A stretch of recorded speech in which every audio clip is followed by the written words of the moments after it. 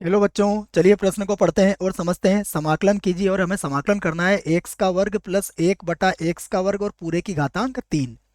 प्रश्न को हल करने से पहले हम प्रश्न के लिए मुख्य अवधारणा लिख लेते हैं। तो प्रश्न के लिए मुख्य अवधारणा, जिसकी सहायता से हम इस प्रश्न को हल करेंगे। मुख्य अवधारणा में हम समाकलन का एक सूत्र लिखेंगे। देखिए वो सूत्र क्या है, मैं यहाँ लिख देता हूँ। सूत्र है हमारे पास समाकलन एक्स की घातांक n dx। इसका समाकलन होता है एक्स की घातांक n+1, पूरे के बटे में भी आ जाएगा n+1 और प्लस अचर c। और यहाँ पर n जो है वह कभी भी -1 के बराबर नहीं होगा। तो यह प्रश्न के लिए हमारी पहली मुख्य अवधारणा है। एक और सूत्र हमें पता होना चाहिए जो बीजगणित का सूत्र होता है, a+b की घातांक 3। ये होता है a की घातांक 3 प्लस b की घातांक 3 प्लस होगा 3 a का वर्ग b और प्लस का होगा 3 और ये बन जाएगा a b का वर्ग। तो यह मैंने सूत्र लिख दिए हैं। आइए प्रश्न को i के बराबर मानते हैं और हल करते हैं। तो माना हम प्रश्न को i के बराबर ले लेते हैं। तो i बराबर हो जाएगा x का वर्ग प्लस 1/x का वर्ग और पूरे की घातांक है 3 और यहाँ है हमारे पास dx। इसको हम सूत्र से खोल लेते हैं। देखो तो ये हो जाएगा x का वर्ग और पूरे की घातांक कितनी हो जाएगी 3 प्लस ये हो जाएगा 1/x का वर्ग और यहाँ भी हो जाएगी पूरे की घातांक 3। उसके बाद होगा 3 a का वर्ग है तो a का मान कितना है x का वर्ग और पूरे का वर्ग हो जाएगा और उसके बाद गुणा में आ जाएगा 1/b का मान कितना है 1/x का वर्ग प्लस फिर लिखूंगा मैं 3 गुणा a का मान है x का वर्ग और b का मान है 1/x का वर्ग और यहाँ भी पूरे का वर्ग हो जाएगा। तो ये मैंने सूत्र से इसको पूरी तरीके से खोल दिया है। फिर से लिखेंगे हम i बराबर, तो ये बनेगा x की घातांक 6 हो जाएगा प्लस ये भी बन जाएगा 1/x की घातांक 6 प्लस यहाँ देखिए ये x की घातांक 4 होगा परंतु x की घातांक 2 से यह कट जाएगा तो ये हो जाएगा 3 और ये बन जाएगा x की घातांक 2 प्लस यहाँ पर भी लिखेंगे 3।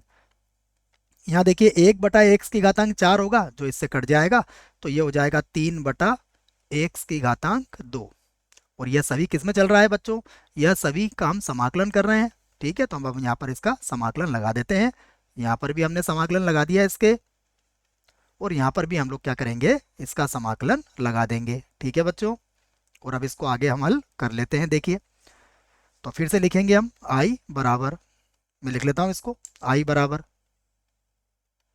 ये होगा समाकलन के अंदर x की घातांक 6, फिर मैं लिखूंगा x की घातांक -6, फिर देखिए 3x की घातांक 2 तो प्लस हो जाएगा 3x की घातांक 2 और प्लस फिर होगा 3 और x की घातांक हो जाएगा -2।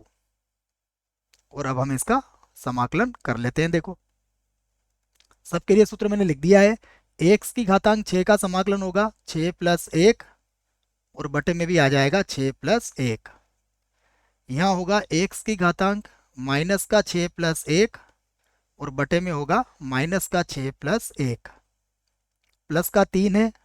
यहाँ पर होगा x की घातांक 2 + 1 बटे में फिर से आ जाएगा 2 + 1 प्लस यहाँ पर होगा 3 x की घातांक -2 + 1 और बटे में भी होगा -2 + 1 और प्लस अचर c यहाँ पर हम लिख देंगे।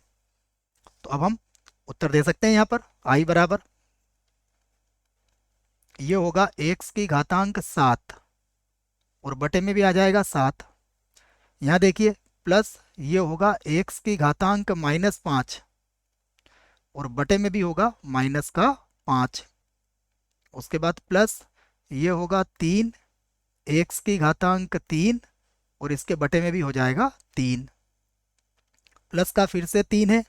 ये होगा x की घातांक -1 और इसके बटे में भी आ जाएगा -1 और अचर c हम यहाँ पर लिख लेंगे। तो अब हम लिख सकते हैं इसको एक्स की घातांक 7/7। देखो प्लस और माइनस माइनस हो जाएगा तो माइनस, और हम लिख सकते हैं 1/5 एक्स की घातांक 5, ये बटे में आ जाएगा। प्लस 3 से 3 कट जाएगा तो ये एक्स की घातांक 3 होगा। यहाँ पर माइनस का चिन्ह आ जाएगा तो ये हो जाएगा 3/x कह देंगे इसको हम, और प्लस सी। और यही हमारे प्रश्न का उत्तर होगा। आशा करता हूँ आपको इस प्रश्न का उत्तर समझ में आया होगा। धन्यवाद।